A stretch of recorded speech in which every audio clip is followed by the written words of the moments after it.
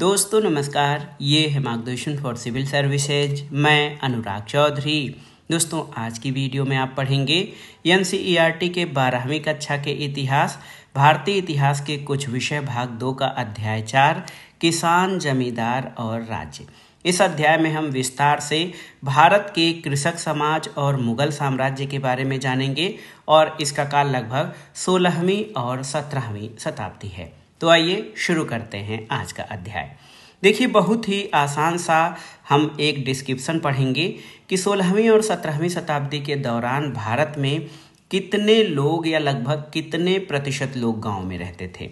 तो देखिए, यहाँ पर एक आंकड़ा दिया गया है कि लगभग 85% लोग 17वीं शताब्दी के दौरान गांव में रहते थे।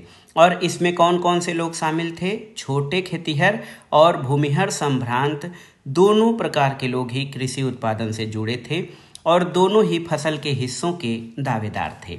इससे उनके बीच जो है सहयोग की भावना थी, प्रतियोगिता की भावना थी और एक प्रकार से कहीं ना कहीं संघर्ष का रिश्ता बना। खेती से जुड़े इन तमाम रिश्तों के ताने बाने से गांव का समाज बनता था। गांव का समाज इन्हीं भूमिहर खेतिहर और भूमिहर संभ्रांत लोगों के संबंधों पर आधारित था।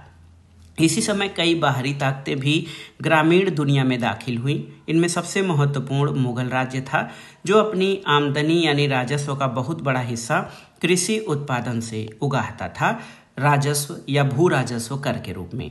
राज्य के नुमाइंदे यानी जो कर्मचारी थे वो राजस्व निर्धारित करने वाले, राजस्व वसूली करने वाले, हिसाब रखने वाले, ये ग्रामीण समाज पर काबू रखने की कोशिश करते थे और वो तसल्ली करना चाहते थे कि खेतों की जुताई हो और राज्य को उपज से अपने हिस्से का कर समय पर मिल जाए। क्योंकि कई फसलें बिक्री के लिए उगाई जाती थी, इसलिए व्यापार, मुद्रा और बाजार भी गांवों में घुस आए और इससे खेती वाले इलाके शहर से जुड़े। तो 16वीं 17वीं शताब्दी के दौरान हिंदुस्तान की जो तस्वीर है इसमें पेश की गई है। जब मुगल साम्राज्य आया तो उसने भू राजस्व को कर का प्रमुख साधन माना और उन लोगों ने खेती में कई प्रकार के जो है व्यवस्थाएं की। जैसे उनका ये मानना था कि खेती होती रहे जिससे राज्य को कर का हिस्सा मिलता रहे। यहाँ पर 17वीं शताब्दी के एक मुगल चित्र का ब्यौरा यहाँ पर देखिए ग्रामीण दृश्य दर्शाया गया है। इसमें इस अध्याय में सबसे पहले हम किसान और कृषि उत्पादन के बारे में जानेंगे। तो खेतिहर समाज की बुनियादी इकाई गांव थी। इसमें किसान रहते थे।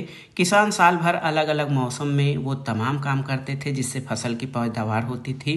खेती के लिए क्या क्या चीज़ें ज़रूरी हैं? ज़मीन की जुताई करना, बीज बोना, फसल पकने पर उसकी कटाई करना। इसके अलावा वे लोग उन वस्तुओं के उत्पादन में शरीक यानी उन वस्तुओं का उत्पादन करते थे जो कृषि आधारित थी, जैसे शक्कर और तेल। शक्कर जो है वो गन्ने से प्राप्त होता है, कृषि उत्पाद है गन्ना, और तेल सरसों, राई इत्यादि से प्राप्त होता है। लेकिन उसमें समस्या की क्या थी कि मैदानी इलाकों में जो किसान बसे थे उनकी खेती ग्रामीण भारत की खासियत नहीं थी। कई ऐसे क्षेत्र थे जैसे कि सूखी जमीन के विशाल हिस्सों से पहाड़ियों वाले हिस्से भी आते थे जिसमें उस तरह की खेती नहीं हो सकती थी जैसा कि मैदानी और उपजाऊ जमीनों में होती थी। इसके अलावा जो भूखंड था उसका बहुत बड़ा हिस्सा जंगलों से घिरा था। और कृषि समाज की जब हम बात करते हैं तब हमें इन भौगोलिक विविधताओं का ख्याल रखना चाहिए। यानी जो खेती थी वो पूरी तरह से निर्बाध नहीं थी, कई प्रकार की समस्याएं खेती में थीं। मैदानी इलाके उपजाऊ थे लेकिन पहाड़ी और जंगली इलाकों में खेती करना मुश्किल था। स्रोतों की तलाश कैसे की जाती है? किसान अपने बारे में कुछ नहीं लिखा करते थे, इसलिए ग्रामीण समाज के क्रियाकलापों की जानकारी उन लोगों से हमें नहीं मिलती जो खेतों में काम करते थे।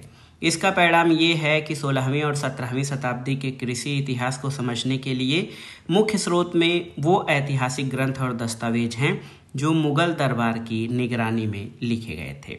सबसे महत्वपूर्ण ऐतिहासिक ग्रंथों में आईन अकबरी है। इसको संक्षेप में आईन कहा जाएगा।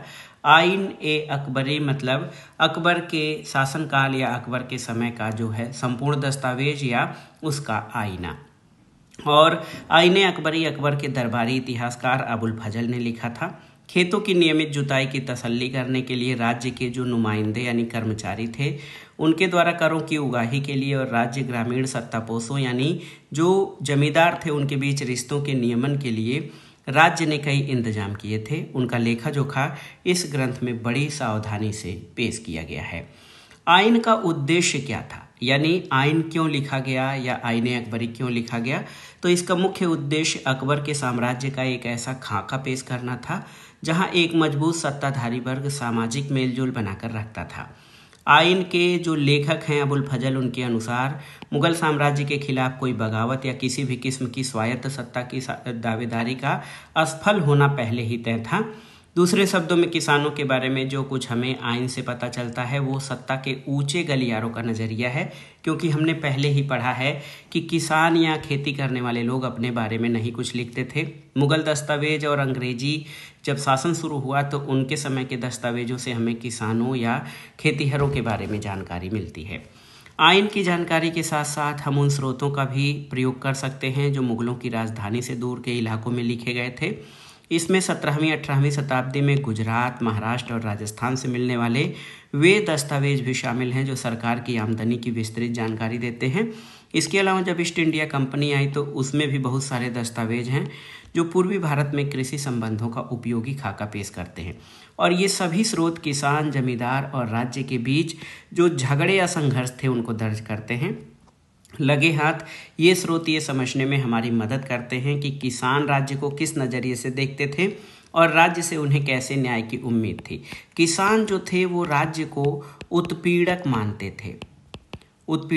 थे, जबकि राज्य को किसानों से सिर्फ कर वसूलने का कार्य दिया गया था ताकि राजस्व की प्राप्ति हो और राज्य का संचालन अच्छे से किया जाए। किसान और उनकी जमीन, तो मुगल काल के भारतीय फारसी स्रोत किसान के लिए आमतौर पर एक शब्द रैयत का प्रयोग करते थे और इसका बहुवचन रियाया होता है। मुजरियान शब्द का भी प्रयोग किसान के लिए किया गया है। साथ ही हमें किसान या असामी जैसे शब्द भी मिलते हैं। 17वीं शताब्दी के जो स्रोत हैं उसमें दो प्रकार के किसानों की चर्चा की जाती है, एक तो खुदकास्त और दूसरा पाहीकास्त। खुदकास्त नाम से ही स्पष्ट है कि ये ऐसे किसान थे जो उन्हीं गांव में रहते थे जिसमें उनकी ज़मीन थी। पाहीकास्त खेतीहर थे जो दूसरे गांव से ठेके पर खेती करने आते थे। कुछ लोग अपनी मर्जी से भी पाहीकास्त बनते थे। अगर करों की शर्तें किसी दूसरे गांव में बेहतर मिले या कम दर पे मिले और मजबूरन भी, जैसे अकाल या भूखमरी के बाद, लोग पाहीकास्त बन जाते थे। उत्तर भारत के एक औसत किसान के पास शायद ही कभी एक जोड़ी बैल और 2 हल से ज़्यादा कुछ होता था। ज़्यादातर के पास इससे भी कम होता था। लेकिन गुजरात में जिन किसानों के पास 6 एकड़ के करीब ज़मीन थी वे समृद्ध माने जाते थे। बंगाल में एक औसत किसान की ज़मीन की ऊपरी सीमा 5 एकड़ थी। 10 एकड़ ज़मीन वाले आसामी को अमीर समझा जाता था और खेती जो थी वो व्यक्तिगत मिल्कियत के सिद्धांत पर, व्यक्तिगत मिल्कियत यानी व्यक्तिगत जिस पे उसका अधिकार होता था उसके सिद्धांत पर आधारित थी। किसानों की ज़मीन उसी तरह खरीदी और बेची जाती थी जैसे दूसरे संपत्ति मालिकों की। और 19वीं सदी से के दिल्ली आगरा इलाके में किसानों की मिल्कियत का ये विवरण 17वीं सदी पर उतना ही लागू होता है। हल जोतने वाले खेतीहर किसान हर जमीन की हदों पर मिट्टी, ईंट और कांटों से पहचान के लिए निशान लगाते हैं और जमीन के ऐसे हजारों टुकड़े किसी भी गांव में देखे जा सकते हैं। यहाँ पर किसान बस्तियों का बसना उजड़ने के बारे में एक जो है जानकारी है। हिंदुस्तानी कृषि समाज की एक खासियत थी और इस खासियत ने मुगल शासक बाबर की तेज निगाहों को इतना चौंकाया कि उसने इसे संस्मरण अपने बाबरनामा में नोट किया। बाबरनामा में बाबर कहता है कि हिंदुस्तान में बस्तियां और गांव दरअसल शहर के शहर एक लम्हे में ही वीरान भी हो जाते हैं और बस भी जाते हैं। बरसों से आबाद किसी बड़े शहर के बाशिंदे उसे छोड़कर चले जाते हैं तो ये एक काम कुछ इस तरह करते हैं कि 1.5 दिनों के अंदर उनका हर नामो निशान मिट जाता है। दूसरी ओर अगर वे किसी जगह पर बसना चाहते हैं तो उन्हें पानी के रास्ते खोदने की ज़रूरत नहीं होती, क्योंकि उनकी सारी फसलें बारिश के पानी में उगती हैं। चूँकि हिंदुस्तान की आबादी बेशुमार है, लोग उमड़ते चले जाते हैं, वे एक सरोवर या कुआं बना लेते हैं। उन्हें घर बसाने या दीवार खड़ी करने की भी ज़रूरत नहीं होती। खस की घास बहुतायत में पाई जाती है, जंगल अपार हैं, झोपड़ियाँ बनाई जाती हैं और यकाएक एक गांव या शहर खड़ा हो जाता है।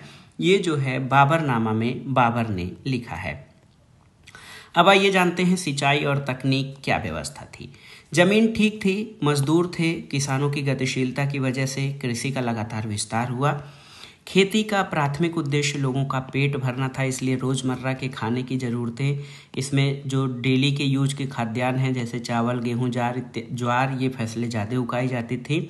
जिन इलाकों में प्रतिवर्ष 40 इंच या उससे ज़्यादा बारिश होती थी वहाँ कमोबेश चावल की खेती होती थी और ऐसे क्षेत्र जहाँ कम बारिश होती थी वहाँ गेहूं और ज्वार बाजरे की खेती प्रचलित थी, क्योंकि ये फसलें कम वर्षा या कम सिंचाई से भी हो सकती हैं।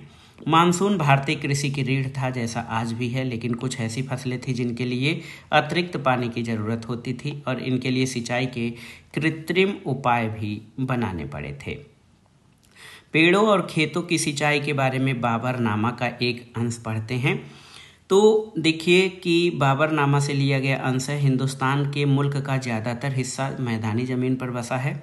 हालांकि यहाँ शहर और खेती लायक ज़मीन की बहुतायत है, लेकिन कहीं भी बहते पानी का इंतजाम नहीं। वे इसलिए कि फसल उगाने या बागानों के लिए पानी की बिल्कुल ज़रूरत नहीं। शरद ऋतु की फसलें बारिश के पानी से पैदा हो जाती हैं और ये हैरानगी की बात है कि बसंत ऋतु की फसलें तो तब पैदा हो जाती हैं जब बारिश बिल्कुल भी नहीं होती है। छोटे पेड़ों तक बाल्टियों या राहट के जरिए पानी पहुंचाया जाता है। बाबर ने लिखा है कि लाहौर और दीपालपुर जो पाकिस्तान में है और ऐसी दूसरी जगहों पर लोग रहट के जरिए सिंचाई करते हैं। वे रस्सी के 2 गोलाकार फंदे बनाते हैं जो कुएं की गहराई के मुताबिक लंबे होते हैं। इन फंदों में थोड़ी थोड़ी दूर पर वे लकड़ी के गुटके लगाते हैं और इन गुटकों पर घड़े बांध देते हैं। लकड़ी के गुटके और घड़ों पर बंधी इन रस्सियों को कुएं के ऊपर पहियों से लटकाया जाता है।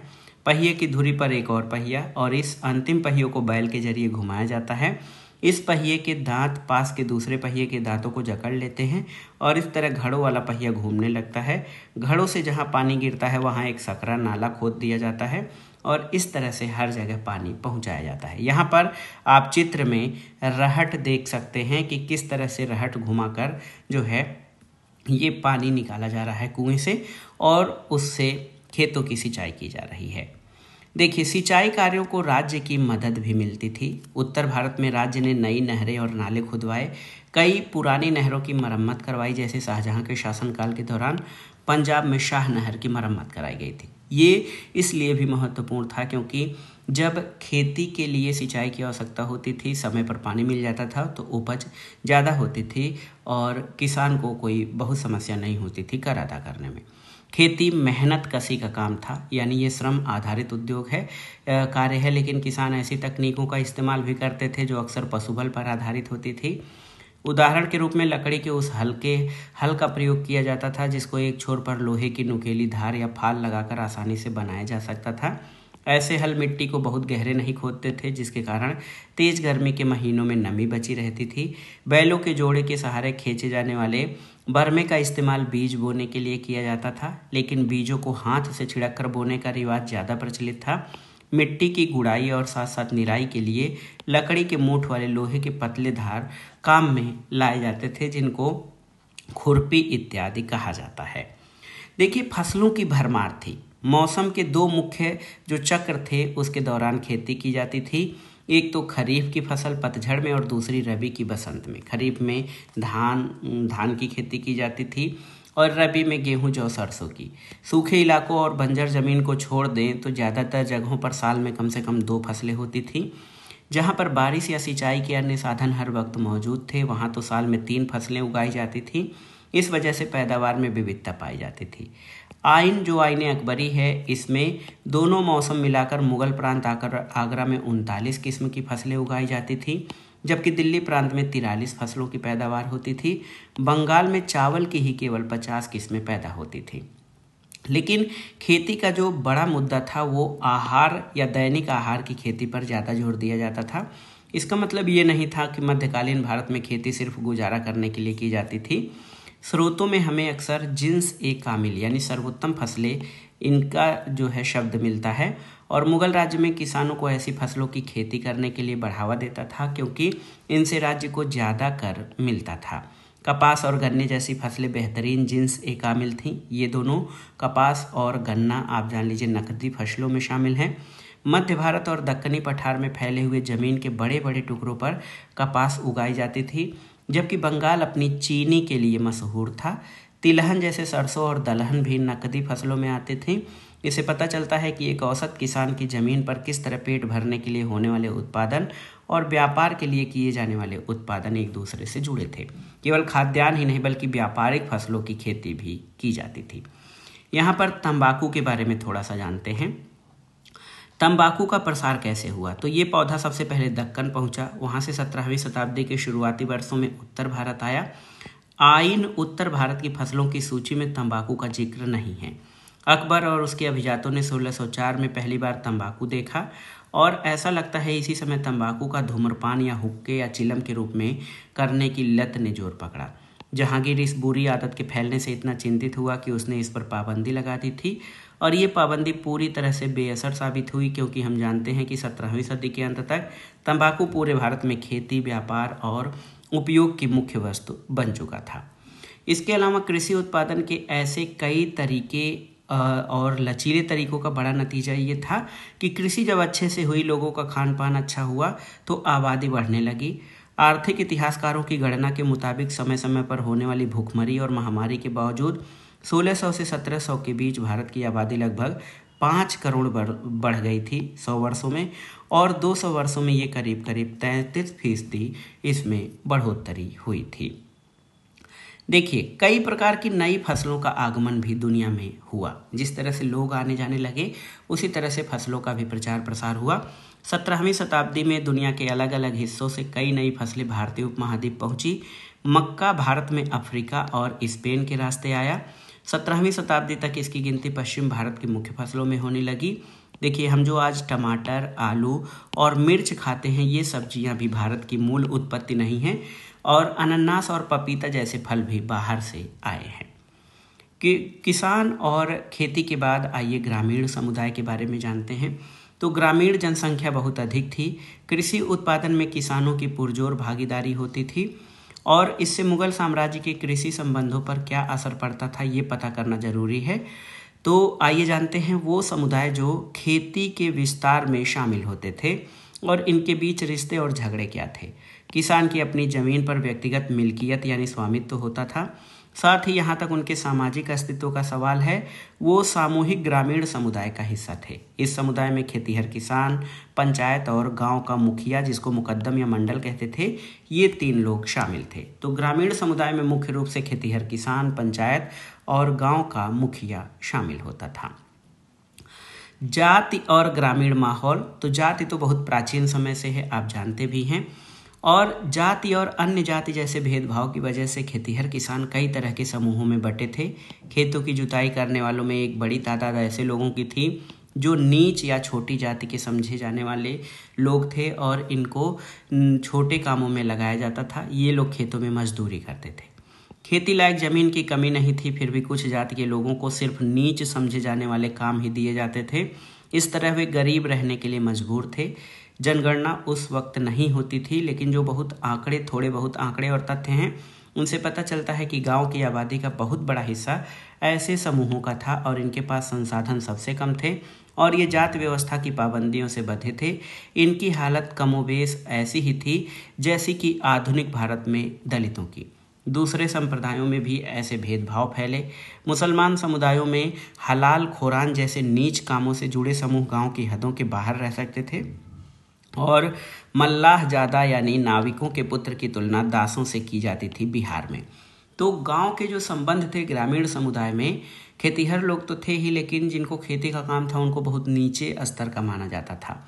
समाज के जो निचले तबके थे उसमें जाति, गरीबी और सामाजिक हैसियत के बीच सीधा रिश्ता था, यानी ये लोग जाति में छोटे थे, गरीबी से ग्रस्त थे, उनकी सामाजिक हैसियत, उनको कोई स्थान नहीं था। और 17वीं शताब्दी में मारवाड़ में लिखी गई एक किताब राजपूतों की चर्चा किसानों के रूप में करती है। इस किताब के मुताबिक जाट भी किसान थे, लेकिन जाति व्यवस्था में उनकी जगह राजपूतों के मुकाबले नीची थी। 17वीं शताब्दी में राजपूत होने का दावा वृंदावन उत्तर प्रदेश के इलाके में गौरव समुदाय ने किया। बावजूद इसके वे जमीन की जुताई के काम में लगे थे। पशुपालन और बागवानी में बढ़ते मुनाफे की वजह से अहीर, गुज्जर और माली जैसी जातियां सामाजिक सीढ़ी में ऊपर उठीं और पूर्वी इलाकों में पशुपालक और मछुआरी जातियां जैसे सदगोप और कैवर्त भी किसानों की सी सामाजिक स्थिति पाने लगे थे और ऐसा बदलाव उनके खेती और जो उनके व्यवसाय थे उनके तरीके में परिवर्तन के कारण हुआ था। पंचायतें और मुखिया के बारे में जानते हैं। तो गांव की पंचायत में बुजुर्ग या बड़े लोगों का जमावड़ा होता था। वो गांव के महत्वपूर्ण लोग थे और उनके पास अपनी संपत्ति के पुश्तैनी अधिकार थे। जिन गांव में कई जातियों के लोग रहते थे वहां पंचायत में विविधता पाई जाती थी। ये एक ऐसा ओलिगार्की या अल्पतंत्र था जिसमें गांव के अलग अलग संप्रदाय और जातियों की भागीदारी या नुमाइंदगी होती थी। फिर भी इसकी संभावना कम है कि छोटे मोटे और नीच काम करने वाले खेतिहर मजदूरों के लिए कोई जगह होती होगी। यानी पंचायत में जो बड़े लोग थे, जिनके पास ज़मीनें थीं और जो संपन्न लोग थे, उन्हीं की भूमिका महत्वपूर्ण होती थी। लेकिन पंचायत का फैसला गांव में सबको मानना पड़ता था। पंचायत का सरदार मुखिया होता था, आप जानते हैं। इसे मुकद्दम या मंडल कहा जाता था। कुछ स्रोतों से लगता है कि मुखिया का चुनाव गांव के बुजुर्गों की आम सहमति से होता था और इस चुनाव के बाद उन्हें इनकी मंजूरी जमींदार से लेनी पड़ती थी। मुखिया अपने ओहदे पर तभी तक बना रहता था जब तक गांव के बुजुर्गों को उस पर विश्वास या भरोसा था। ऐसा नहीं होने पर बुजुर्ग उसे बर्खास्त कर सकते थे और गांव के आमदनी और खर्चे का हिसाब किताब अपनी निगरानी में बनवाना मुखिया का मुख्य काम था और इसमें पंचायत का पटवारी उसकी मदद करता था। तो आप देखिए 16वीं 17वीं शताब्दी में जो हमारे गाँव की संरचना थी वो काफ़ी हद तक डिफाइन हो चुकी थी या निश्चित हो चुकी थी। पंचायत का खर्चा गांव के उस आम खजाने से चलता था जिसमें हर व्यक्ति अपना योगदान देता था और इस खजाने से उन कर अधिकारियों की खातिरदारी का खर्चा भी किया जाता था जो समय समय पर गांव में आते थे, दौरा करते थे। और इस कोष का इस्तेमाल जो है गांव में बाढ़ जैसी प्राकृतिक विपदाओं से निपटने के लिए किया जाता था और ऐसे सामुदायिक कार्यों के लिए भी जो किसान खुद नहीं कर सकते थे, जैसे मिट्टी के छोटे मोटे बांध बनाना या नहर खोदने का कार्य, इसी जो कर संग्रहण होता था इसी से होता था। पंचायत का बड़ा काम ये भी था कि गांव में जो रहने वाले अलग अलग समुदाय के लोग हैं अपनी जाति की हद यानी सीमा के अंदर रहें, उनको जाति के आधार पर जो कार्य आवंटित है वही कार्य करें। पूर्वी भारत में सभी शादियां मंडल यानी जो प्रधान था, मुखिया था, उसकी मौजूदगी में होती थी और यूँ कहा जा सकता है कि जात की अवहेलना रोकने के लिए लोगों के आचरण पर नज़र रखना गांव के मुखिया की जिम्मेदारियों में से एक था। पंचायतों को जुर्माना लगाने और समुदाय से निकालने जैसे गंभीर दंड देने के भी अधिकार थे। समुदाय से बाहर निकालना बड़ा कदम था और ये एक सीमित समय के लिए लागू किया जाता था। इसके तहत दंडित व्यक्ति को गांव छोड़ना पड़ता था। इस दौरान वो अपनी जाति और पेशे से हाथ धो बैठता था और ऐसी नीतियों का उद्देश्य जातिगत रिवाजों की अवहेलना को रोकना था। ग्राम पंचायतों के अलावा गांव में हर जात की अपनी पंचायत होती थी। देखिए ये भी महत्वपूर्ण है। राजस्थान में जाति पंचायतें अलग अलग जातियों के लोगों के बीच दीवानी के झगड़ों का निपटारा करती थीं। वे जमीन और जुड़े जो दावेदारियां थीं उनके झगड़े सुलझाती थीं। ये तय करती थी शादियां जातिगत मानदंडों के मुताबिक हो रही हैं नहीं, और ये भी गांव के आयोजन में किसको किसके ऊपर तरजीह या उसके ऊपर जो है स्थान दिया जाएगा। कर्मकांडी वर्चस्व किस क्रम में होगा। फौजदारी न्याय को छोड़ दें तो ज़्यादातर मामलों में राज्य जाति पंचायत के फैसलों को मानता था। पश्चिम भारत में खासकर राजस्थान और महाराष्ट्र जैसे प्रांतों के संकलित दस्तावेजों में ऐसी कई अर्जियां हैं जिसमें पंचायत से ऊंची जातियों या राज्य के अधिकारियों के खिलाफ जबरन कर उगाही या बेगार वसूली की शिकायत की गई है। आमतौर पर ये अर्जियां ग्रामीण समुदाय के सबसे निचले तबके के लोग लगाते थे और अक्सर ऐसी अर्जियां दी जाती थी इसमें किसी जाति या संप्रदाय विशेष के लोग जो संभ्रांत या बड़े समूह थे उनकी मांगों के खिलाफ अपना विरोध जताते थे, जिन्हें वे नैतिक दृष्टि से अवैध मानते थे। उसमें से बहुत ज़्यादा कर की मांग थी क्योंकि इससे किसानों का दैनिक गुजारा ही जोखिम में पड़ जाता था। तो उस समय जो संभ्रांत जातियां थीं वो कर की उगाही करती थीं, जबरन उगाही करती थीं। इससे किसान का जीवन भी खतरे में पड़ जाता था और खासकर सूखे या ऐसी दूसरी विपदा के दौरान जब खेती चौपट हो जाती थी तो उनकी नज़रों में जिंदा रखने के लिए न्यूनतम बुनियादी साधन उनका परंपरागत रिवाजी हक था। वे समझते थे कि ग्राम पंचायत को इसकी सुनवाई करनी चाहिए और ये सुनिश्चित करना चाहिए राज्य अपना नैतिक फर्ज अदा करे और न्याय करे। निचली जाति के किसान और राज्य के अधिकारियों या स्थानीय जमींदारों के बीच झगड़ों में पंचायत के फैसले अलग अलग मामलों में अलग अलग होते थे, लेकिन अत्यधिक कर की मांगों के मामले में पंचायत अक्सर समझौते का सुझाव देती थी। जहाँ समझौते नहीं हो पाते थे वहाँ किसान विरोध के ज़्यादा उग्र रास्ते अपनाते थे, जैसे गांव छोड़कर भाग जाना, जोतने लायक खाली जमीन अपेक्षाकृत आसानी से उपलब्ध थी, जबकि श्रम को लेकर प्रतियोगिता थी। इस वजह से गांव छोड़कर भाग जाना खेतीहरों के हाथ में एक बड़ा प्रभावी हथियार था। तो जो तकनीकी थी, जो खेती के लिए प्रयोग प्रौद्योगिकी या तकनीकी थी, उसका विकास नहीं हुआ था। श्रम आधारित जो है पूरी व्यवस्था थी। किसान खेतों में श्रम करता था तब उत्पादन होता था, और जब उनके ऊपर कर की बहुत ज़्यादा मार पड़ती थी तो उनके पास एक ही आसान रास्ता था कि वो ज़मीन या गांव छोड़कर चले जाएं। ग्रामीण दस्तकार कैसे थे? तो देखिए, जो उत्पादन कार्य में जो लोग लगे थे उनके बीच लेन देन के रिश्ते गांव का एक और रोचक पहलू था। अंग्रेजी शासन जब शुरू हुआ तो उस समय जो गांव का सर्वेक्षण किया गया, मराठों के जो दस्तावेज हैं वो बताते हैं कि गांव में दस्तकार काफ़ी अच्छी तादाद में रहते थे। कहीं कहीं कुल घरों के 25% घर दस्तकारों के थे। कभी कभी किसानों और दस्तकारों के बीच फर्क करना मुश्किल होता था, क्योंकि किसान जो है कुछ समय तक खेती का कार्य करते थे, बाद में दस्तकारी का। कई समूह ऐसे थे जो दोनों किस्म के काम करते थे। खेतीहर और उसके परिवार के सदस्य कई तरह की वस्तुओं के उत्पादन में लगे रहते थे, जैसे रंगरेजी, कपड़े पर छपाई, मिट्टी के बर्तन पकाना, खेती के औजार बनाना या उनकी मरम्मत करना। ऐसा तब होता था जब ऐसे महीनों में खेती के काम से फुर्सत होती थी। बुआई, सुहाई और कटाई के बीच ये खेतीहर लोग दस्तकारी का काम करते थे। लेकिन मुख्य रूप से देखिए, कुम्हार, लोहार, बढ़ई, नाई, यहाँ तक कि सुनार जैसे ग्रामीण दस्तकार भी अपनी सेवाएं गांव के लोगों को देते थे, जिसके बदले गांव वाले उन्हें अलग अलग तरीक़ों से उन सेवाओं की अदायगी करते थे। और गांव के लोग उनकी जो कार्य था उसके बदले फसल का हिस्सा देते थे। फसल के रूप में उनको जो उनका मेहनताना देने का जो कार्य है अभी भी उत्तर भारत के कई क्षेत्रों में प्रचलित है। गांव की ज़मीन का एक टुकड़ा देते थे। शायद कोई ऐसी ज़मीन जो खेती लायक होने के बावजूद बेकार पड़ी रहती थी वो उन लोगों को दिया जाता था। अदायगी की सूरत क्या होगी शायद पंचायत ही तय करती थी, और महाराष्ट्र में ऐसी ज़मीन दस्तकारों को की मीरास या वतन बन गई, जिस पर दस्तकारों का पुश्तैनी अधिकार होता था।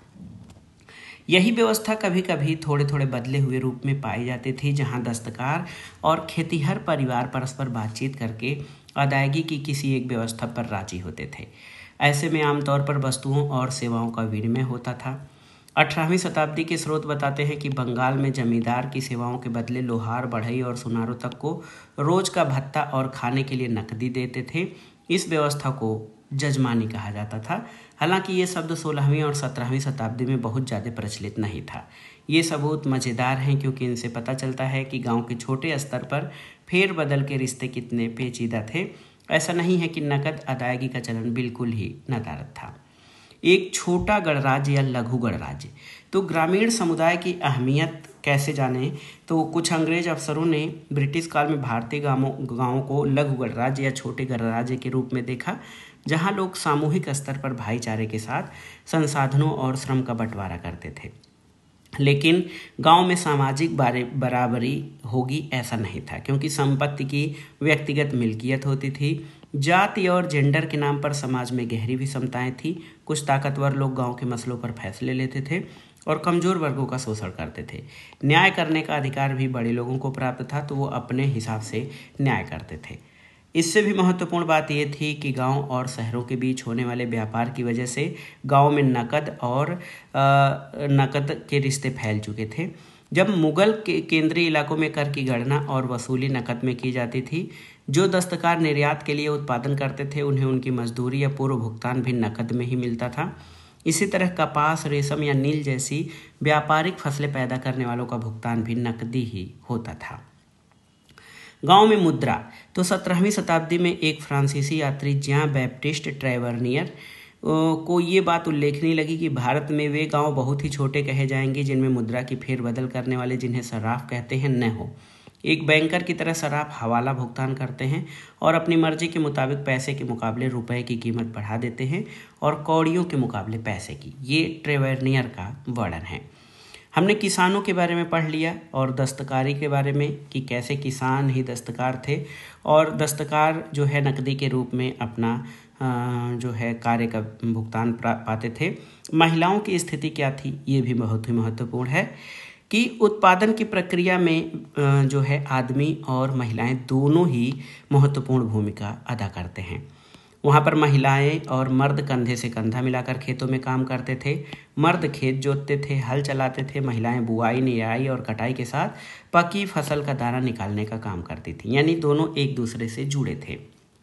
देखिए, घर परिवार जो है के संसाधन श्रम उत्पादन की बुनियाद बने जब छोटी छोटी ग्रामीण इकाइयों का और किसानों की व्यक्तिगत खेती का विकास हुआ, जो कि मध्यकालीन जो कृषि थी उसकी महत्वपूर्ण विशेषता थी।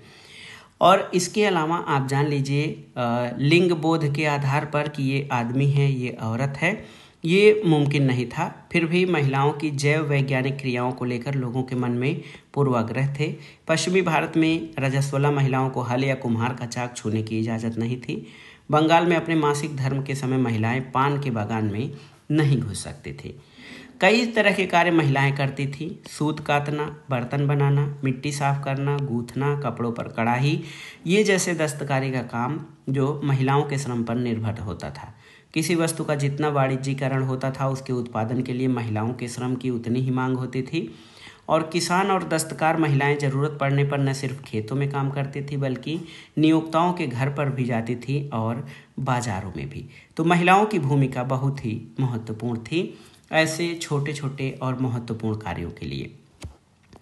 देखिए, चूंकि समाज श्रम पर निर्भर था इसलिए बच्चे पैदा करने की अपनी काबिलियत की वजह से महिलाओं को महत्वपूर्ण संसाधन के रूप में देखा जाता था। शादीशुदा महिलाओं की कमी थी क्योंकि कुपोषण, बार बार मां बनने और प्रसव के वक्त मौत की वजह से महिलाओं में मृत्यु दर बहुत ज़्यादा थी।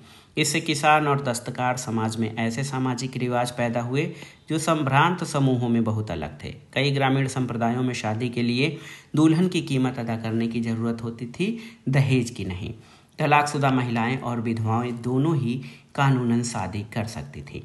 महिलाओं की प्रजनन शक्ति को बहुत अहमियत दी जाती थी और उस पर काबू खोने का बड़ा डर था। स्थापित रिवाजों के मुताबिक घर का मुखिया मर्द होता था। महिला पर परिवार और समुदाय के मर्दों द्वारा पुरजोर काबू रखा जाता था। बेवफाई के शक पर ही महिलाओं को भयानक दंड दिए जा सकते थे। और ये स्थिति जो है कमोबेश उस समय हर जगह थी, क्योंकि राजस्थान, गुजरात, महाराष्ट्र आदि पश्चिमी भारत के इलाकों से ऐसे दस्तावेजों में कुछ एप्लीकेशन मिले हैं जो महिलाओं ने न्याय और मुआवजे की उम्मीद से ग्राम पंचायत को भेजी थी। पत्नियां अपने पतियों की बेवफाई का विरोध करती दिखाई देती हैं या फिर गृहस्थी के मर्द पर ये आरोप लगाती हैं कि वे अपने पत्नी और बच्चों की अनदेखी करता है। मर्दों की बेवफाई हमेशा दंडित नहीं होती थी, लेकिन राज्य और ऊंची जाति के लोग अक्सर ये सुनिश्चित करने की कोशिश करते थे कि परिवार के भरण पोषण का इंतजाम हो जाए। ज़्यादातर जब महिलाएं पंचायत को दरख्वास्त देती उनके नाम दस्तावेजों में नहीं थे। दरख्वास्त करने वाली का हवाला गृहस्थी के मर्द मुखिया की माँ, बहन या पत्नी के रूप में दिया जाता था। जो भूमि युक्त या भूमि वाले लोग थे, भद्रजनों, उसमें महिलाओं को पुश्तैनी संपत्ति का हक मिला था। पंजाब से ऐसे उदाहरण मिलते हैं जहां महिलाएं या विधवा महिलाएं पुश्तैनी संपत्ति के विक्रेता के रूप में ग्रामीण जमीन के बाजार में सक्रिय हिस्सेदारी रखती थीं। हिंदू और मुसलमान महिलाओं को जमींदारी उत्तराधिकार में मिलती थी, जिसे बेचने अथवा गिरवी रखने के लिए वे स्वतंत्र थीं। बंगाल में भी महिला जमींदार पाई जाती थीं। 18वीं शताब्दी की सबसे बड़ी और मशहूर जमींदारियों में से एक थी राजशाही की जमींदारी, जिसकी कर्ता धर्ता एक स्त्री थी। जंगल और कबीले, तो जंगल बहुत ही महत्वपूर्ण थे क्योंकि जंगल जो है उस समय बहुत बड़े साधन होते थे जीवन यापन के लिए। ग्रामीण भारत में बसे हुए गांव के लोगों को खेती के अलावा भी कुछ साधन थे और ज़मीन के विशाल हिस्से जंगल या झाड़ियों से घिरे थे। झारखंड सहित पूरे पूर्वी भारत, मध्य भारत, उत्तरी क्षेत्र, ये जो क्षेत्र थे, दक्षिणी भारत, पश्चिमी घाट और दक्कन के पठार में जो है जंगल महत्वपूर्ण रूप से फैले हुए थे। सामयिक स्रोतों से कुछ जानकारी मिलती है तो ये करीब करीब 40% जंगल फैले हुए थे। और समसामयिक रचनाएं जंगल में रहने वालों के लिए जंगली शब्द का प्रयोग करती हैं। जंगली का मतलब असभ्य नहीं, बल्कि जंगल में रहने वाली जो जातियां हैं जिनका गुजारा जंगल के उत्पादों, शिकार और स्थानांतरित खेती से होता था। और ये काम मौसम के मुताबिक होते थे। उदाहरण के तौर पर भीलों में बसंत के मौसम में जंगल के उत्पाद इकट्ठा किए जाते, गर्मियों में मछली पकड़ी जाती, मानसून के महीनों में खेती की जाती और शरद और जाड़े के महीनों में शिकार किया जाता था। तो ये जंगल में रहने वाले लोग अपनी जीवनचर्या इस तरह से चलाते थे। ये सिलसिला लगातार गतिशीलता की बुनियाद पर खड़ा था और इस बुनियाद को मजबूत भी करता था। लगातार एक जगह से दूसरी जगह घूमते रहना इन जंगलों में रहने वाले कबीलों की खासियत थी, इसलिए इनको घुमक्कड़ जनजातियाँ कहते थे। राज्य का सवाल है तो उसके लिए जंगल उलटफेर वाला इलाका था, बदमाशों को शरण देने वाला अड्डा था। एक बार फिर हम बाबर की ओर देखते हैं, जो कहता है कि जंगल एक ऐसा रक्षा कवच था जिसके पीछे परगना के लोग कड़े विद्रोही हो जाते थे और कर अदा करने से मुकर जाते थे। लेकिन जंगलों में केवल एक ही वर्ग का प्रभुत्व रहा हो ऐसा नहीं, क्योंकि जंगलों में घुसपैठ भी हुआ। जंगल में बाहरी ताकतें कई तरह से घुसती थी। जैसे राज्य को सेना के लिए हाथियों की ज़रूरत होती थी। जंगलवासियों से ली जाने वाली पेशकश में अक्सर हाथी भी शामिल होते थे। न केवल जंगल के उत्पाद बल्कि वहाँ के जानवर भी पेशगी में लिए जाते थे। मुगल राजनीतिक विचारधारा में गरीब और अमीरों सहित सबके लिए न्याय करने का राज्य के गहरे सरोकार का एक लक्षण था शिकार अभियान। आप जानते हैं कि दरबारी इतिहासकार में शिकार अभियान में बादशाह अपने विशाल साम्राज्य के कोने कोने का दौरा करता था, अलग अलग लोगों के इलाकों की समस्याओं शिकायतों पर व्यक्तिगत रूप से गौर करता था। दरबारी कलाकारों के चित्रों में शिकार का विषय बार बार आता है। इन चित्रों में चित्रकार अक्सर छोटा सा ऐसा दृश्य डाल देते थे जो सद्भावनापूर्ण शासन का संकेत देता था। तो याद रखिएगा, जो उस समय मुगल साम्राज्य में जो शासक थे वो शिकार के लिए जंगलों में जाते थे। परगना मुगल प्रांतों का प्रशासनिक मंडल था। पेशकश तो ये पेशगी या उपहार था जो मुगल राज्य के दौरान भेंट लिया जाता था। ये देखिए, कृषि बस्तियों के लिए जंगलों का सफाया किया गया। 16वीं सदी में मुकुंद राम चक्रवर्ती की लिखी बंगाली कविता चंडी मंगल का अंश है। कविता के नायक कालकेतु ने जंगल खाली करवाकर एक साम्राज्य की स्थापना की। खबर मिलते ही परदेसी आने लगे तमाम जगहों से। फिर कालकेतु ने खरीद कर बांटे उनमें भारी भरकम चाकू, कुल्हाड़ी और भाले बर्छे।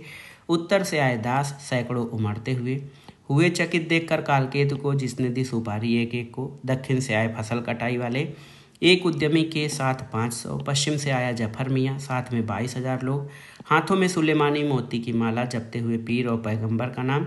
जंगलों को हटाने के बाद उन्होंने बसाए बाजार। सैकड़ों की तादाद में विदेशी जंगलों को जैसे खा लिए और घुस आए। वहाँ कुल्हाड़ियों की आवाज़ सुनकर शेर डर गए और दहाड़ते हुए भाग निकले।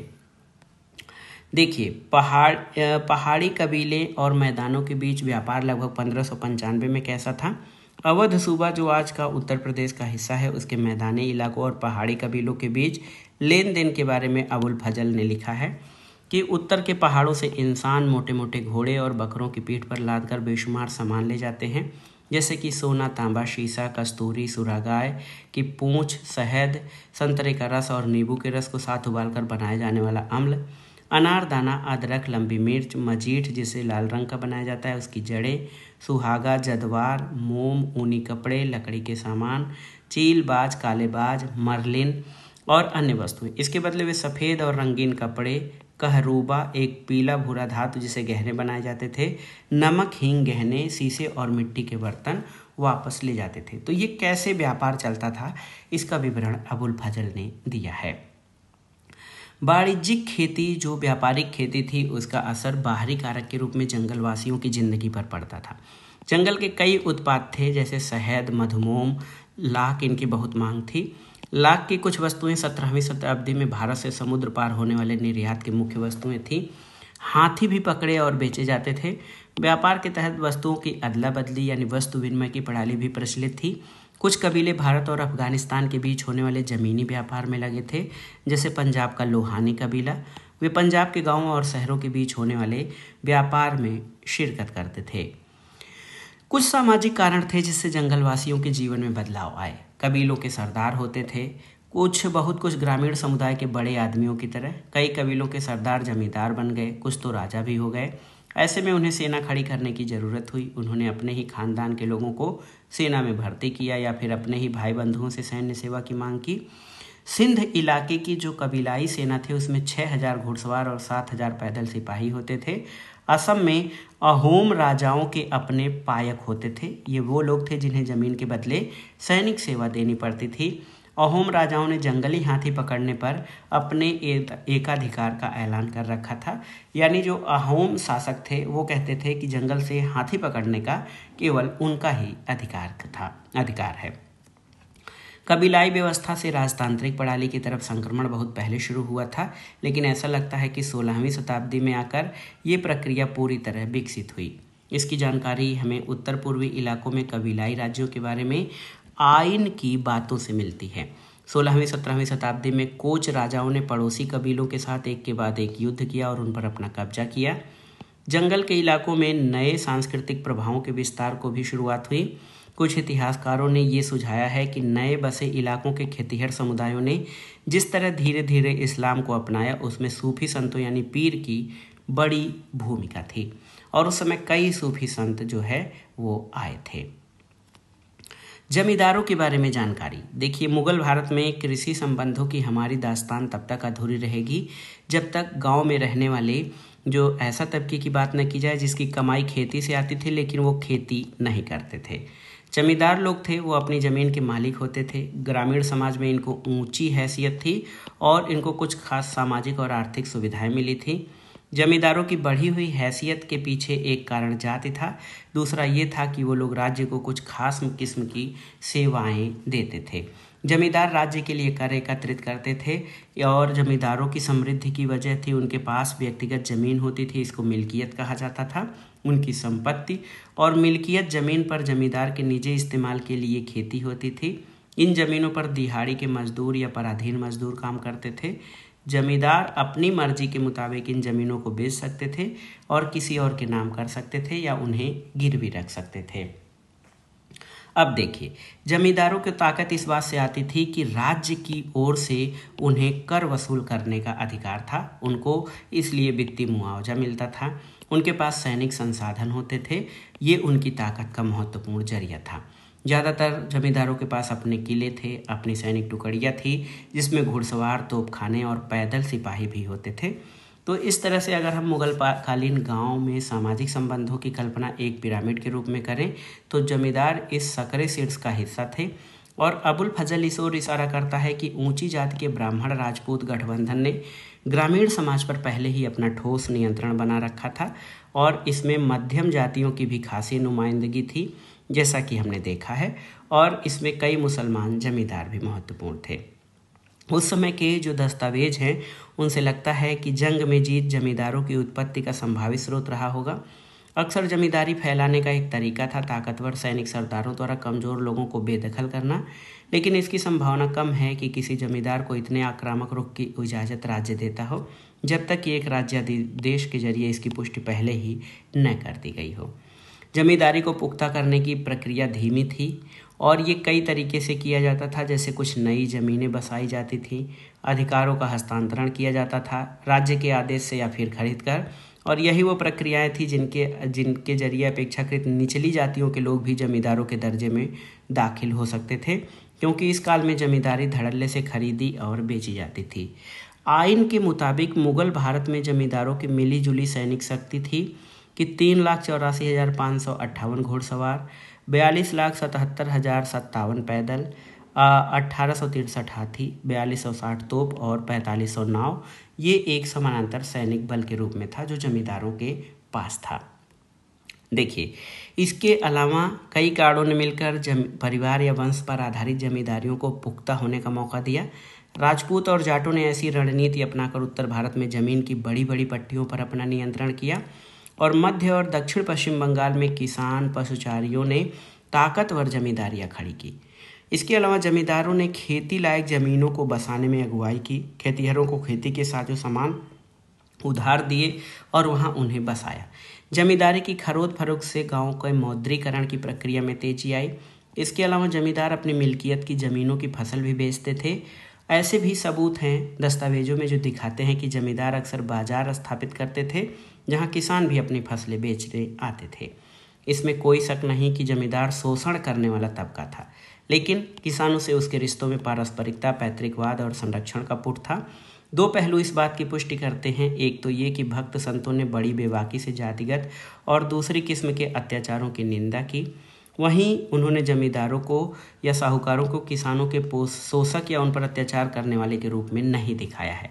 आमतौर पर राज्य का अधिकारी ही उनके गुस्से का शिकार या निशाना बनता था।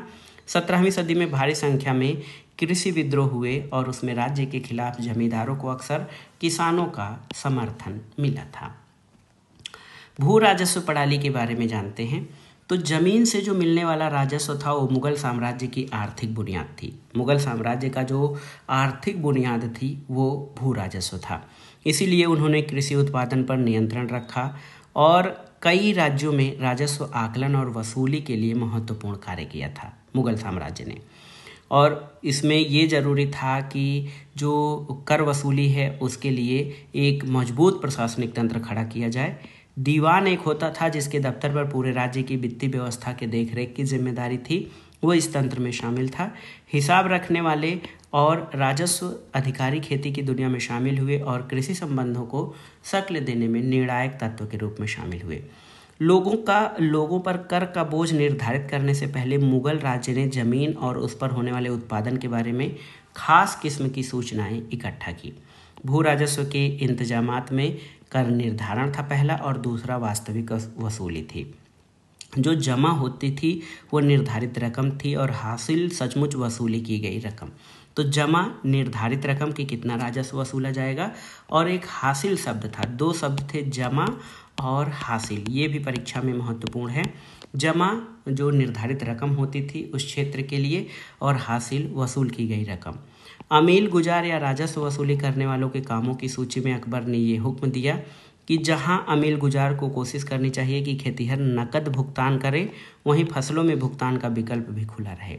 राजस्व निर्धारित करते समय राज्य अपना हिस्सा ज़्यादा से ज़्यादा रखने की कोशिश करता था, मगर स्थानीय हालत की वजह से कभी कभी इसमें वसूली करना संभव नहीं हो पाता था। हर प्रांत में उस समय किया गया कि जो ज़मीन जुती हुई थी और जोतने लायक ज़मीन थी, दोनों की नपाई की गई। अकबर के शासनकाल में अबुल फजल ने आइन में ऐसी ज़मीनों के सभी आंकड़ों को संकलित किया, और उसके बाद बादशाहों के शासनकाल में भी ज़मीन की नपाई के प्रयास जारी रहे। 1665 में औरंगजेब ने अपने राजस्व कर्मचारियों को निर्देश दिया कि हर गांव में खेतिहरों की संख्या का सालाना हिसाब रखा जाए। इसके बावजूद सभी इलाकों की नपाई सफलतापूर्वक नहीं हुई, और हमने देखा कि उपमहाद्वीप के कई बड़े हिस्से जंगलों से घिरे हुए थे। इस कारण भी इनकी नपाई नहीं हो पाई। देखिए, अमीन क्या होता था? तो अमीन एक मुलाजिम यानी सरकारी सेवक था, जिसकी जिम्मेदारी ये सुनिश्चित करना था कि प्रांतों में राजकीय नियम कानूनों का पालन हो रहा है या नहीं। आइन में जो आइन अकबरी है उसमें कुछ मापदंडों की सूची दी गई है। अकबर बादशाह ने अपनी दूरदर्शिता के साथ ज़मीनों का वर्गीकरण किया और हर वर्ग की ज़मीन के लिए अलग अलग राजस्व निर्धारित किया।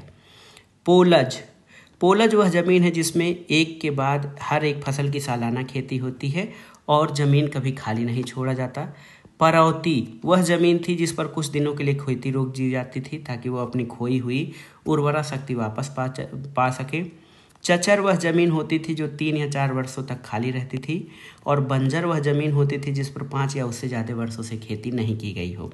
तो पोलज और परौती पहले दो प्रकार की ज़मीन की 3 किस्में हैं, अच्छी, मध्यम और ख़राब। वे हर किस्म की ज़मीन के उत्पाद को जोड़ देते हैं, और तीसरा हिस्सा मध्यम उत्पाद माना जाता है, जिसका 1/3 हिस्सा शाही शुल्क माना जाता था। देखिए, यहाँ पर बाबर, अकबर और औरंगजेब के शासनकाल को दर्शाया गया है कि किस तरह से ये पूरे क्षेत्र में जो मैदानी इलाका था वहाँ पर इन मुग़ल शासकों का शासन था। मुग़ल साम्राज्य में एक मनसबदारी व्यवस्था आती है। ये मुग़ल प्रशासनिक व्यवस्था के सैनिक नौकरशाही तंत्र या मनसबदारी को दर्शाता है, जिस पर राज्य के सैनिक और नागरिक मामलों की जिम्मेदारी थी। कुछ मनसबदारों को नकदी भुगतान किया जाता था, जबकि उनमें ज़्यादा से ज़्यादा को साम्राज्य के अलग अलग हिस्सों में राजस्व के आवंटन के जरिए भुगतान किया जाता था। समय समय पर उनका तबादला भी किया जाता था। अब आइए देखते हैं कि नकद या जिन्स। तो अमील गुजार सिर्फ नकद लेने की आदत न डाले, बल्कि फसल लेने के लिए भी तैयार रहे राजस्व के रूप में। तो ये देखिए, ये बहुत ही महत्वपूर्ण है। तो ये है कि उस समय अकबर ने भी ये कहा था कि जो अमील गुजार है वो केवल नकद न ले बल्कि फसल का हिस्सा भी ले और फसल के रूप में भी राजस्व की वसूली करे। जमा तो 1665 में राजस्व अधिकारी को औरंगजेब के द्वारा दिया गया एक हुक्म है कि वे परगनाओं के अमीनों को निर्देश दे कि हर गांव हर किसान के बाबत खेती के मौजूदा हालत का पता करें, बारीकी से उनकी जांच करने के बाद सरकार के वित्तीय हितों और किसानों के कल्याण को ध्यान में रखते हुए जमा यानी कर वसूली को निर्धारित करें। तो ये बहुत ही महत्वपूर्ण कार्य था। अब आइए फ्लो ऑफ सिल्वर यानी चांदी का बहाव देखें। तो चांदी उस समय महत्वपूर्ण व्यापार या व्यापार विनिमय के प्रमुख जो है साधनों में से एक था और मुगल साम्राज्य एशिया के उन बड़े साम्राज्यों में से एक था जो 16वीं और 17वीं शताब्दी में सत्ता और संसाधनों पर अपनी मजबूत पकड़ बनाने में कामयाब रहे थे। ये साम्राज्य मिंग साम्राज्य था चीन में, ईरान में सफावी और तुर्की में ऑटोमन साम्राज्य था। इन साम्राज्यों की राजनीतिक स्थिरता ने चीन से लेकर भूमध्य सागर तक जमीनी व्यापार का जीवंत जाल बिछाने में मदद की। खोजी यात्राओं से और नई दुनिया के खुलने से यूरोप के साथ एशिया के खासकर भारत के व्यापार में भारी विस्तार हुआ और भारत के समुद्र पार व्यापार में एक और भौगोलिक विविधता आई। कई नई वस्तुओं का व्यापार शुरू हुआ। यहाँ पर अकबर द्वारा जारी किए गए चांदी के रुपए की झलक आप देख सकते हैं। इसमें ये हुआ कि भारत के व्यापार का सबसे महत्वपूर्ण बदलाव ये हुआ कि भारत से जो चीज़ें निर्यात होती थी उनका भुगतान करने के लिए एशिया में भारी मात्रा में चांदी आई और उसका बड़ा हिस्सा भारत की तरफ मिला था। ये भारत के लिए अच्छा था क्योंकि यहाँ चांदी के प्राकृतिक संसाधन नहीं थे।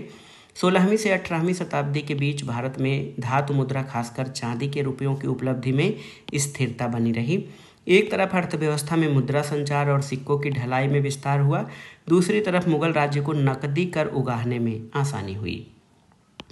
इटली के एक यात्री रहा जोवान्नी कारेरी। ये 1690 में भारत से होकर गुजरा था और इसने इस बात का सजीव चित्र पेश किया था कि चांदी तमाम दुनिया से होकर भारत कैसे पहुंचती थी और उसी से हमें ये पता चलता है कि 17वीं शताब्दी के भारत में बड़ी अद्भुत मात्रा में नकद वस्तुओं का आदान प्रदान हो रहा था। यहाँ पर औरंगजेब द्वारा चांदी की मुद्रा जारी किए गए उसका चित्रण किया गया है। अब आइए देखते हैं भारत में चांदी कैसे आई। तो जोवान्नी कारेरी का जो लेख है उससे हमें पता चलता है कि किस तरह से भारत में चांदी आई थी।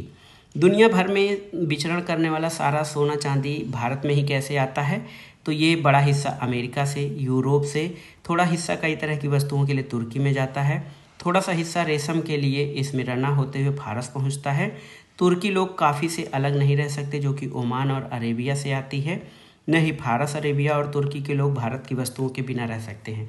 तो इस तरह से भारत के द्वारा जो निर्यात की गई वस्तुएं थीं उनसे काफ़ी मात्रा में जो है चांदी आया। डच लोग जापान की खान से हासिल करते हैं, देर सवेर हिंदुस्तान को चला जाता है। यहाँ से यूरोप को जाने वाली सारी वस्तुएं चाहे वो फ्रांस जाए या इंग्लैंड या पुर्तगाल सभी नकद में खरीदी जाती हैं। जो नकद वहीं हिंदुस्तान में रह जाता है। तो किस तरह से चांदी भारत में आती थी उसका स्पष्ट उल्लेख यहाँ पर किया गया है।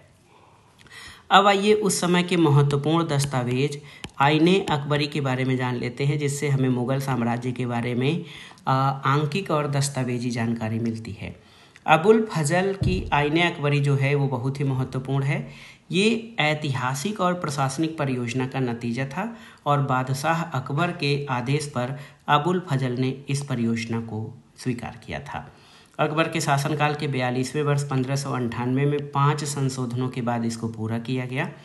आइन इतिहास लिखने के ऐसे बृहत्तर परियोजना का हिस्सा थी जिसकी पहल अकबर ने की थी और इसका परिणाम अकबरनामा जिसे 3 जिल्दों में रचा गया था। पहली 2 जिल्दों में ऐतिहासिक दास्तान थी और तीसरी जिल्द आईने अकबरी को शाही नियम कानून के सारांश और साम्राज्य के एक राजपत्र की जो है शक्ल में संकलित किया गया था। आइन कई मसलों पर विस्तार से चर्चा करती है आईने अकबरी में दरबार, प्रशासन, सेना का संगठन, राजस्व के स्रोत, अकबरी साम्राज्य के प्रांतों का भूगोल, लोगों के साहित्यिक, सांस्कृतिक, धार्मिक रिवाजों के बारे में इसमें जानकारी मिलती है। इसके अलावा अकबर की सरकार के तमाम विभाग, प्रांत, सूबों के बारे में भी इसमें विस्तार से जानकारी मिलती है।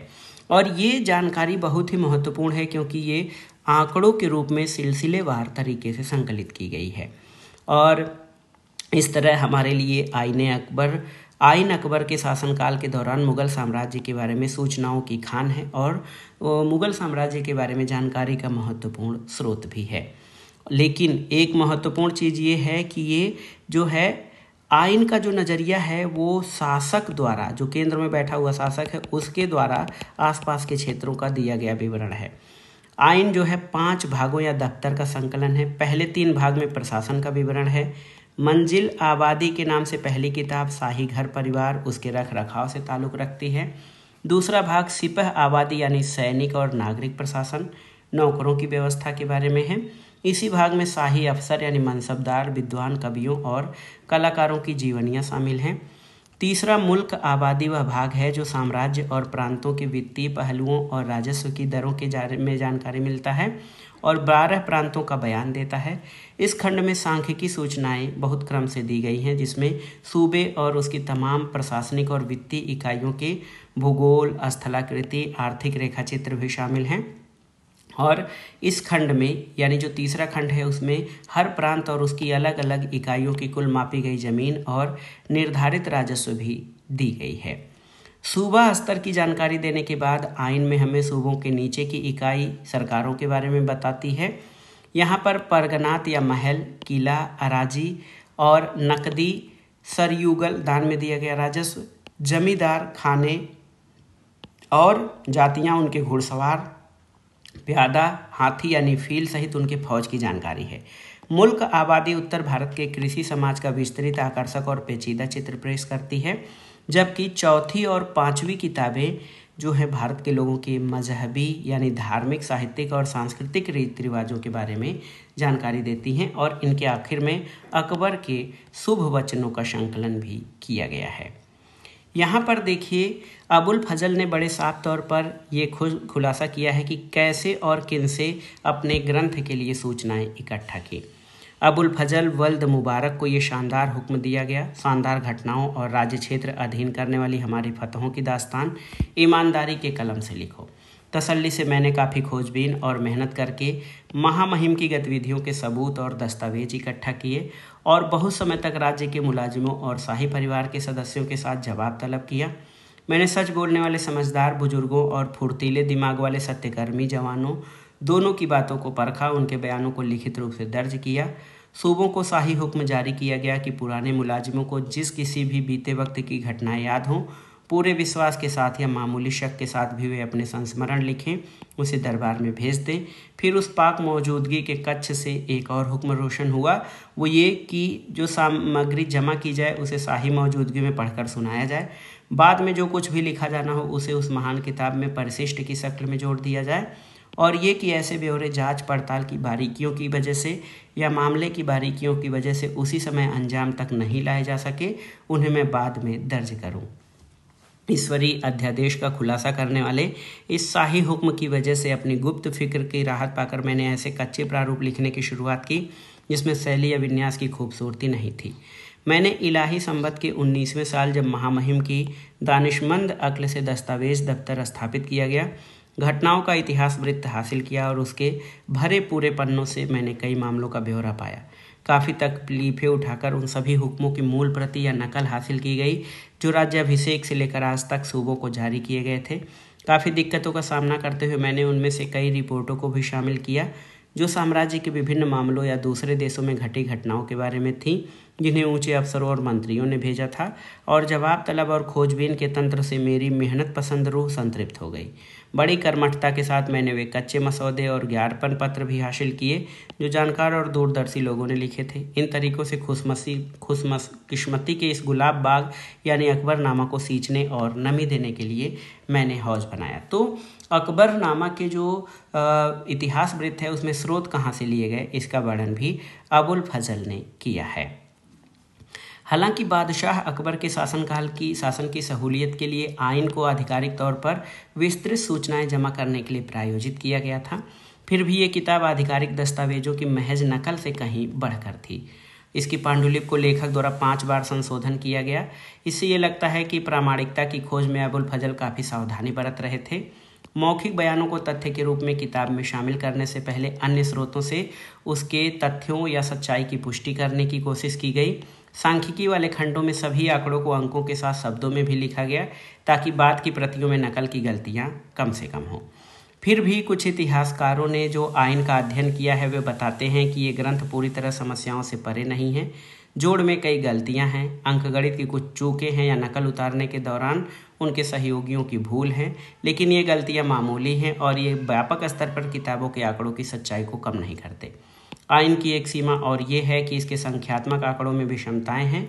सभी सूबों से आंकड़े एक ही शक्ल में या एक ही तरीके से एकत्र नहीं किए गए हैं।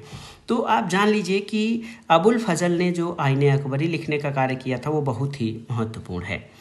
आइन की अहमियत की वजह से कई विद्वानों ने इसका अनुवाद किया। हेनरी ब्लैकमैन ने इसे संपादित किया और कोलकाता के एशियाटिक सोसाइटी ने अपनी बिबिलियोथिका श्रृंखला में इसे छापा। इस किताब का 3 खंडों में अंग्रेजी अनुवाद भी किया गया। पहले खंड का मानक अंग्रेजी अनुवाद ब्लैकमैन का है, बाकी के 2 खंडों का अनुवाद H.S. जैरेट ने कलकत्ता से किया है। लेकिन इन सीमाओं के बावजूद जो आइन है अपने समय के लिए एक असामान्य और अनोखा दस्तावेज है। मुगल साम्राज्य के गठन, उसकी संरचना को मंत्रमुग्ध करने वाली झलकियां दिखाकर, उसके बाशिंदों और उत्पादों के बारे में सांख्यिकीय आंकड़े देकर अबुल फजल मध्यकालीन इतिहासकारों की अब तक की प्रचलित परंपराओं से कहीं आगे निकल गए और ये निश्चित तौर पर बड़ी उपलब्धि थी। और आप जान लीजिए कि मध्यकालीन भारत में अबुल फजल से पहले के इतिहास ज़्यादातर राजनीतिक वारदातों के बारे में ही लिखते थे, जैसे जंग, फतह, सियासी साजिशें या वंशीय उथल पुथल, जबकि ये लोग उत्पाद का जिक्र गाहे बगाहे करते थे। ऐसे लेख साज सज्जा के रूप में जिनकी दिशा मूलतः राजनीतिक होती थी। लेकिन अबुल फजल की आईने अकबरी ने जो स्थापित परंपराएं थी उनको पीछे छोड़ दिया। इस तरह 17वीं शताब्दी के मुहाने पर भारत के अध्ययन के लिए एक संदर्भ बिंदु बन गया। जहाँ तक कृषि संबंधों का सवाल है, आइन के सांख्यिकी सबूतों की अहमियत चुनौतियों के परे है, लेकिन इससे भी महत्वपूर्ण लोगों, उनके पेशों, व्यवसायों, साम्राज्य की व्यवस्था, उसके उच्च अधिकारियों के बारे में जो सूचनाएं ये ग्रंथ मुहैया कराता है, उनकी मदद से इतिहासकार समकालीन भारत के सामाजिक ताने बाने का इतिहास पुनः रचते हैं। आइए काल रेखा को जान लेते हैं। 1526 में दिल्ली के सुल्तान इब्राहिम लोदी को पानीपत में हराकर बाबर पहला मुगल बादशाह बना। 1530-40 में हुमायूं के शासन का पहला चरण। 1540 से 55 तक शेरशाह की हार हुई और हुमायूं सफावी दरबार में प्रवासी बनकर रह जाता है शेरशाह से हार कर। 1555-56 में हुमायूं खोए हुए राज्य को पुनः हासिल करता है। 1556 से 1605 में अकबर का शासनकाल शुरू होता है। 1605 से 1627 तक जहांगीर का शासनकाल। 1628 से 1658 शाहजहां का। 1658 से 1707 औरंगजेब का शासनकाल। 1739 नादिर शाह भारत पर आक्रमण करता है और दिल्ली को लूटता है। 1761 अहमद शाह अब्दाली पानीपत के तीसरे युद्ध में मराठों को हराता है। 1765 महत्वपूर्ण है, बंगाल के दीवानी अधिकार ईस्ट इंडिया कंपनी को सौंप दिए जाते हैं और 1857 अंतिम मुगल बादशाह बहादुर शाह जफर को अंग्रेज गद्दी से हटा देते हैं और देश निकाला देकर रंगून यानी म्यांमार भेज देते हैं। तो दोस्तों ये था आज का वीडियो। 12वीं कक्षा के इतिहास, हमारे इतिहास, भारतीय इतिहास के कुछ विषय भाग 2 का अध्याय 4 ये था। बहुत ही महत्वपूर्ण था। इसमें हमने भारतीय इतिहास के कुछ विषय में किसान, जमींदार, मुगल शासन के दौरान उनकी जो महत्वपूर्ण विशेषताएं थी उनके बारे में जाना। ये वीडियो बहुत ही महत्वपूर्ण है, आप इसको अच्छे से पढ़ लीजिए और तैयार कर लीजिएगा। वीडियो देखने के लिए धन्यवाद। नमस्कार।